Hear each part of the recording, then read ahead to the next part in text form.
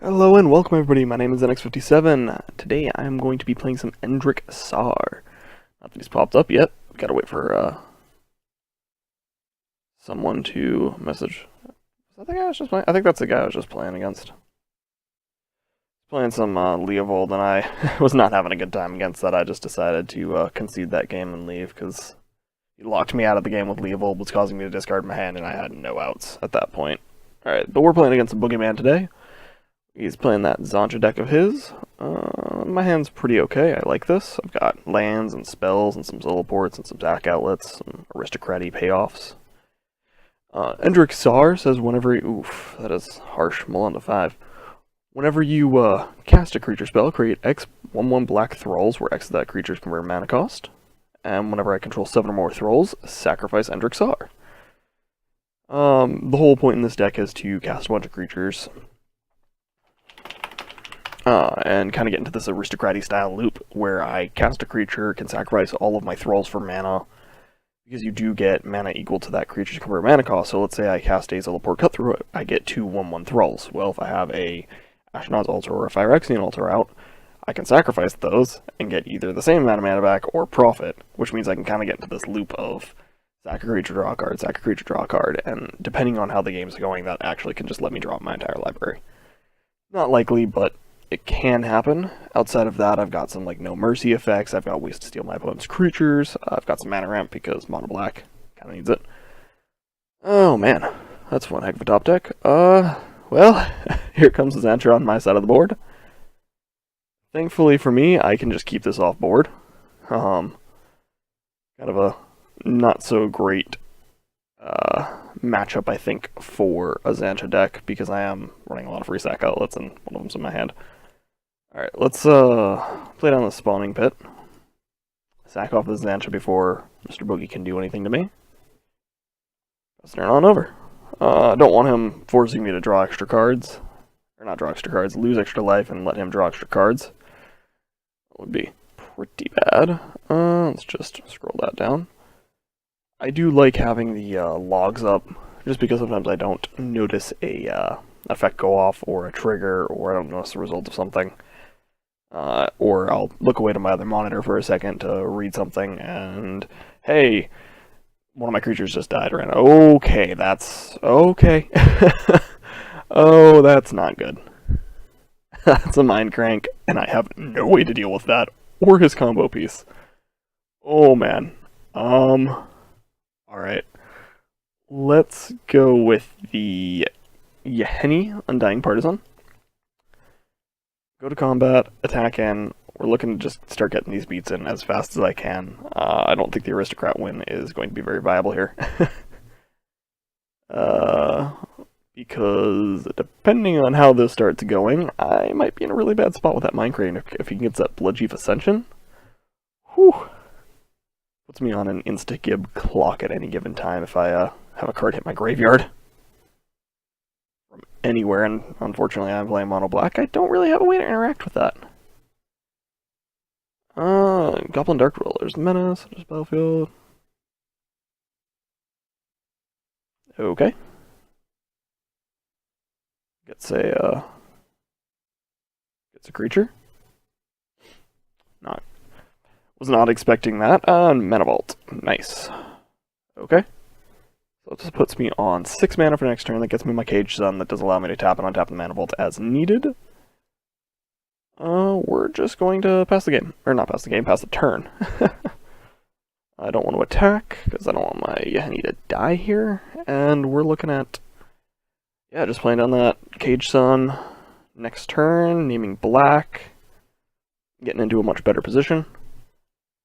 Yeah. I like it, I like it.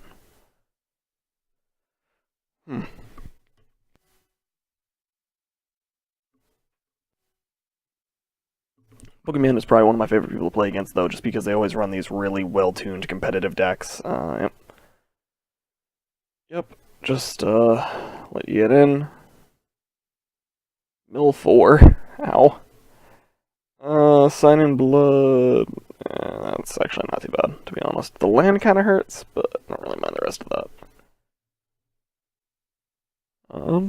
unfortunately, no. Okay, there's a land. So we're gonna go 1, 2, 3, 6. Cage Sun. Get the Cage Sun down.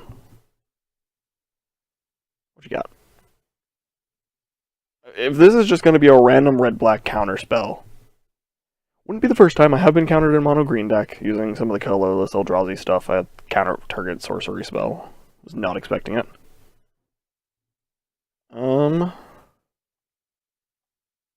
Okay. Is that going to fizzle? That is not going to fizzle. That is unfortunate. Bolus, Disciple Bolus, okay. We're going to name black. We're gonna tap for 2, drop down as a little poor Cutthroat. Let's turn on over, and then next turn we're looking at paying the 4 mana, and if I'm lucky, maybe top decking another land and letting me play down No Mercy just to kind of put him in a position where he can't just attack in willy-nilly. Is this damage or 1 life? Deals 1 damage. That's unfortunately 1 life. Alright. Goblin Dark Dwellers comes in, hits me for 4. I'm going to mill 4 out here, because I can't block Menace. What do we lose? Grave Titan Swamp. Swamp. Dictate. Dictate would have been nice. Well, that's 6, 7. Honestly, you know, I think I'm actually just going to mill the 1 here. I'd rather mill the 1. Oh, yes, I'd rather mill that 1. Yep, Viserys here. Oh, that would have been nice to draw. Oh. Alright, so we're looking at 5 for my Endrek Sahr. And then passing the turn on over. Which puts me in a pretty okay position. I do like where I'm sitting at right now. Obviously, he can still attack and kill off Endrek Sahr. I'm not going to block. I would rather, yeah. I'll take the beats, that's fine.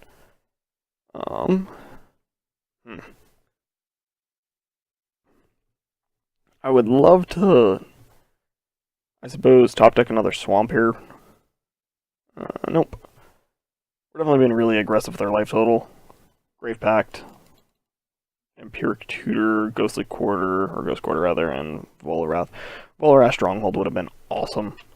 Just to be able to put target creature from my graveyard on top of my library and, you know, keep that Temple of the False God, that's fine.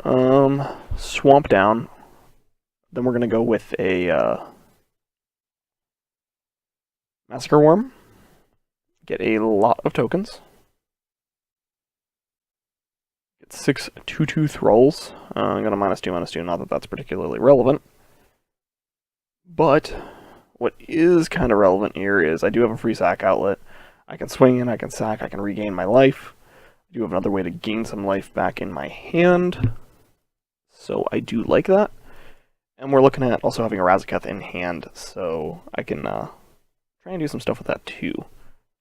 That's only 5 mana for the cheap price of 5 mana. I don't know why I didn't swing in there. To be honest with you, really don't know why I didn't swing in there. Probably just got in the habit of passing turns. I have a bad tendency. I use my mouse to hit my OK button, or my OK pass yes, whatever's on the bottom of the screen, because I forget what half the hotkeys are.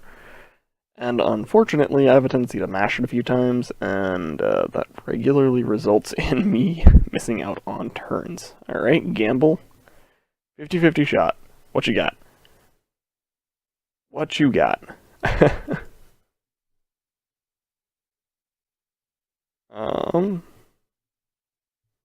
I mean, I assume he's trying for that Blood Chief. Bright side, I do have my Thralls, so I can just block the Goblin now. Then we're looking at sacking off all my Thralls, or attacking and sacking off all my Thralls, or at least a portion of my Thralls, playing down the Falconwrath Noble, sacking off some more Thralls, things like that. We're probably going to tap out 2 lands next turn. So I'm curious as to what he's going to grab here. It might be a Toxic Deluge, to be honest with you. Probably is a Toxic Deluge. Necromancy. Necromancy? Does he? Huh. I wonder what was in his hand. Well, huh, I wasn't expecting him to concede there. I'm assuming... I don't know what was in his hand.